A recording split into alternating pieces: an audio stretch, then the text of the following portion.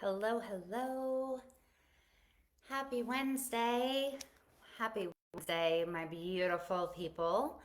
I hope everybody is enjoying their week and having a great one. Um, I am just loving that we are almost in summer. I'm loving that the kids are almost out of school and just feeling really, really good. Tomorrow is a really special day, and I will share with you all later what tomorrow is. But I was thinking, what do I want to share with them? What could people use the most right now in their life? And while there are a million things that I can think of to share with you to help you on your wellness journey, to help you towards your best self, um, what I wanted to share and talk about today was really how to move from contemplation into action and then how to stay in action. And you might think of contemplation as, um, maybe you're in the contemplation stage when you know you want to make a change, you know you want to do something, you know you should do something different. You maybe know that you need to start working out, or you know that you need to start eating better, or you know that you need to start sleeping more, or um, learning to manage your stress. Anytime that we know we need to make a change or we know we want to make a change, but we're not yet taking action, that's the contemplation stage. And that's when, there's a lot in the air, a lot up in the air in this point in your journey that can keep you from getting started. And this is where a lot of people get stuck. This is where I'll start when I have more time. I'll start when the kids are, out of school or in school. I'll start when I lose more weight. I'll start when I have, motivation. It's that I'll start when is the contemplation stage. And my goal for you today is to move from the contemplation stage into the action stage. And then I'm going to give you a little bit of how to stay in that action stage, because that's where the magic happens, right? You have to start in order to get where you're going, but you also have to continue once you've started, because motivation is something I'm going to talk about in a little bit, but um, motivation is a little bit of a fallacy. So, when we are contemplating, I want you to think of one thing right now that you are contemplating that you want to change or know you need to change. Like I said, maybe it is incorporating more vegetables into your diet, or getting outside to exercise for 10, 15 minutes a day, or going to bed an hour earlier. Whatever that contemplation is that's in your mind, I want you to pick it, and I want you to keep that in the back of your mind as you're watching this video, whether you join me live or you're watching the replay. And I want you to think about how you can take these steps and these um, actionable items and put them into play so that you can move from inaction, from that contemplation stage, into action. So, the first thing that you want to do when you are going to go from the inaction to action, or from contemplation into action, is you need to know your why. And not knowing your why, not being clear on why this change is important, why now, why this, is something that really holds people back. Because if you know why, then you don't have issues acting on it. I'll give you an example. If you are, um, you need to start exercising. We'll say you want to start running, and you just can't run. You're just not doing it. You're in the contemplation stage. You know you should do it, but you don't know why you want to do it. Well, if you were hiking in the mountains and there was a grizzly bear that you saw, your behind would probably start to run, okay? Because you have a why. You need to get away from that bear so that you don't die. Well, not quite as dramatic, but equally as kind of important and life threatening would be heart disease or obesity. Now, when you know that running is going to help you lose weight, it's going to help strengthen your heart, it's going to help your blood pump more efficiently throughout your body, it's going to help lower your stress levels, all things that are going to help prevent untimely death, then you're going to be more inclined to start taking action. The same thing applies to your sleep, to your food, to whatever it is that you want to start taking action on. You need to first know your why. So, when I first started out as a personal trainer years and years ago, my why, so really short, small backstory is if you don't know, I didn't like to exercise when I was younger. It was something that I really, really viewed as punishment, as painful, as almost impossible. Um, and then fast forward, when I had my first son, I decided I wanted to become a personal trainer. And it wasn't because I wanted to um, at that point, it wasn't because I wanted to impact lives. I thought it was going to be kind of fun to beat people up and, tell them what to do. But really, my initial why was because I knew that I wouldn't be accountable to myself to stay in shape or to get in shape if I didn't have something that was literally pushing me to become a better version of myself. So that was my why. And that was the beginning of my journey to exercise. And,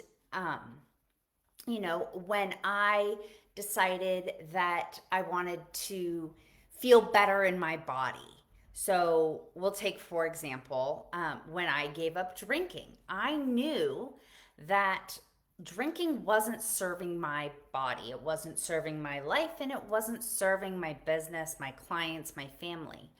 So while I still enjoyed it, I had a why to give it up, and I did.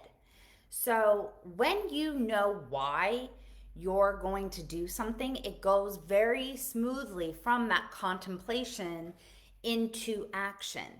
And you need to have really deep whys. The deeper your whys, the easier the transition. The deeper your whys, the more motivated you will be to take action. So what is your why? What is that thing that you want to start doing, that you know you need to start doing, but that you just haven't taken action on? Because I'm guessing that if you haven't taken action on it, it is because you're not clear on why it's important and why now. So really take some time, get to dig into why that change is important to you and why, when you take this action, it's going to positively impact your life, your family's lives, whoever that may be. And then the next thing, after you know your why, and I kind of talked about this a little bit, but the next thing that I hear people say is, well, I'm just not motivated. Okay, so I hear what you're saying, but here's the thing about motivation. Motivation can be manifested. Motivation is a choice. Motivation doesn't come and go unless you tell it to come or go. Motivation is simply a decision to take action. That's it. Motivation can be reignited every single day. Let me tell you, I am not motivated to exercise every single day if I thought from here until the end of my life. But what I choose to be is motivated today to take action, to work on my health, to improve my quality of life. And that is the motivation that I choose. It's a choice, it's a decision to take action, whether you want to do it or not. And the beautiful part is that once you start to take action, you become more motivated. And vice versa. Once you decide to be more motivated, you decide to take action. So it kind of goes in this beautiful roundhouse sort of way. So, step one from going from contemplation into action is we're going to know our why. Step two is we're going to decide to be motivated.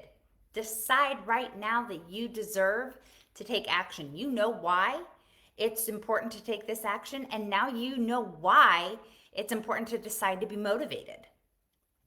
Okay? So then I want you to, and this is going to be a little bit more tactical, is the next thing is you're going to set your morning up for success.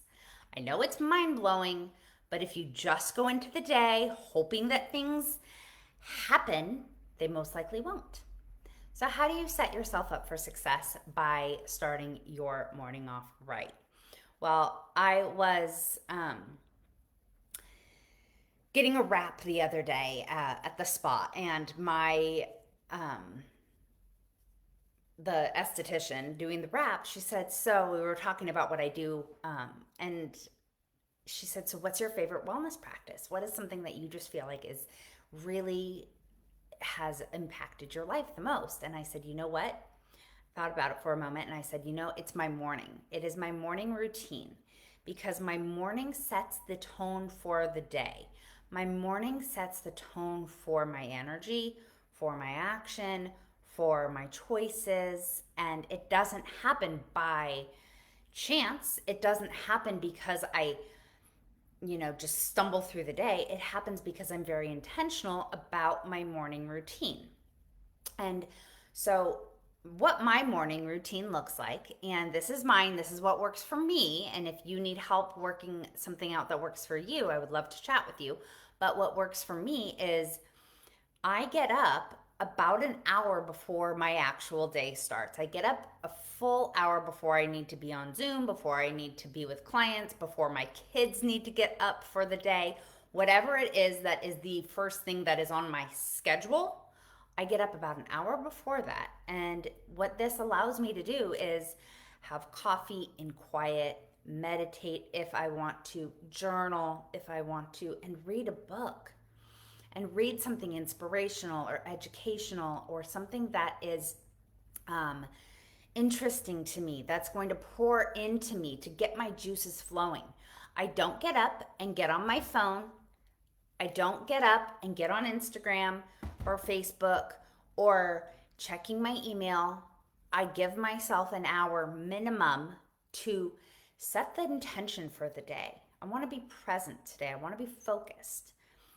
And by doing so, I am setting my nerves at peace to start the day off, and I am setting my mind, getting my mind right, and I'm not starting the day harried and behind the ball, which I know so many people do, especially, parents. If you've got young kids, it's like, when do you get up in the morning? Well, I get up when my kids get up. Well, but then if you're getting them out to the door to school, you're getting breakfast, like, of course you're feeling harried and you're feeling behind the 8 ball and you're feeling stressed out and overwhelmed. You're not setting yourself up for success. So by getting up early, I set myself up for success in my day. Excuse me. And then once I have had that hour of downtime, my day gets started. And in that time, I will already know at the very end of it, I'll look at my day and I'll say, okay, when am I going to work out? What is the appointments that I have? What are the meetings I have? Where do I need to be and at what time? And so I take a mental note of what I need for the day so that I know how my day is going to go. And just a little side note from that, I do schedule my workouts ahead of time. I schedule my workouts on Sunday morning for the whole week. Because that I know, if I don't have it on my calendar, it may be 3 or 4 o'clock in the afternoon, and that is not my time to exercise. So I know that I need to schedule that time, and I block it out. It is an important appointment that I make with myself, that I keep to myself. Something that has dramatically improved my life is when I made the shift to really, really keep my word to myself. Keeping my word to myself has improved my confidence. It's improved my belief in myself. It's improved my health. It's improved my relationships. It's improved my productivity, all the things. So making those appointments and really keeping them to like you would an appointment that you waited 6 months for. It's that important. It's not something to say, well, I'm actually really busy, so I'm not going to make it happen. You need to make it happen, okay? So then the next thing you're going to do when we're moving from contemplation to action is we are going to go from, you're going to know your why. You're going to decide to be motivated. You're going to set your morning up for success. You're going to set your morning up for success for the day. And now you're going to start small. One of the other things that I see people really struggle with when they move from contemplation to action, or when they're in contemplation considering action, is that they think it's an all or nothing. They think that they have to work out an hour a day. They think that they need to go paleo. They need to go vegan. They need to go keto.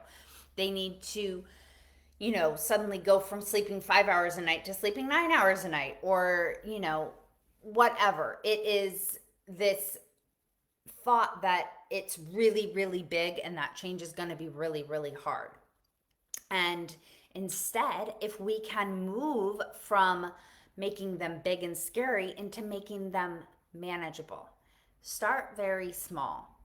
Now, when I start clients on a new routine, we start with a 5 to 10 minute activity a day. So you don't need to be doing an hour a day to make a change. You don't need to be going to the extreme. In fact, if you move to the extreme, that's where a lot of people fail and quit, because it's overwhelming. It's too much change. Your brain goes, oh my gosh, I don't know what I'm doing. This is new. This is scary. I can't do it. And it totally aborts mission. But instead, if you started very small with micro habits, you started with getting up 10 minutes earlier, okay? So I just told you how I get up an hour earlier, but I've been doing this for years, okay? If I was starting again today, I wouldn't be getting up an hour earlier than I was, because that would feel overwhelming. My brain would go, oh my gosh, I have a whole hour I can sleep, but why am I gonna get up? I wouldn't have that reward in my consciousness and in my body, knowing that that hour is so valuable. So even when I want to keep sleeping, I get up because I know the reward that's on the other side. But if you're just starting out, you don't have that reward. You don't have that reward mechanism in you. You don't know that it's going to be amazing. So instead, when your alarm goes off, you're going to think, I'm going to just sleep in. But if you start with 10 minutes, well, I can do 10 minutes. You see, small actions get the ball rolling. It's not about going from here to here. It's about step, step, step, step, step. Okay? And then the last piece of moving from contemplation into action is going to be your personal accountability and your external accountability. So this is the part where now we're in action. We've started taking those small steps. We've started making those micro habits part of our life. Now we're in action and we need to stay in action. So how do we do that?